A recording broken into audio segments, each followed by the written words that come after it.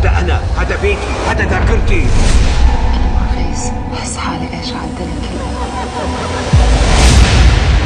بعد ناقصني أنا شافت صياد سمك. صياد أنا بحبها، ما بدي أتجوز غيرها. أنا خايفة إني ينكسر قلبك يا أم. شو فايت على حالها؟ العلاقة مع أبوها أصعب من الفوت على الحرب. مسرح نفس المحصة في مثل نمت. هذا عمري حياتي انتم كنتوا انتوا لحتى تطلعوا محله ببناية أو برمضان.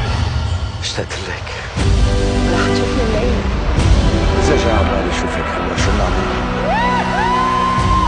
هيدا حكم المحكمة، ممكن بكرة وقفوا لك العرض. هذا العرض ما رح يوقف خرق.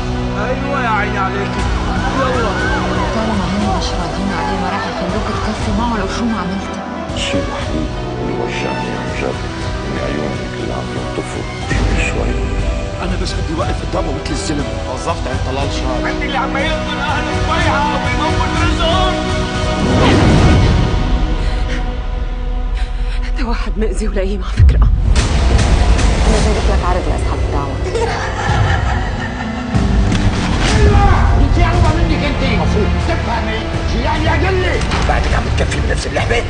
ليس رح يجرح ويكسر قلبي. ما عمل شيء عشان كفيتك بعتذر.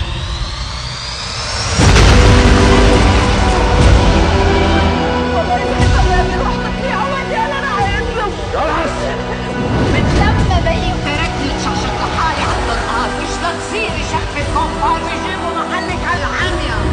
المين كاركتر هي البطلة تبعنا يا امين.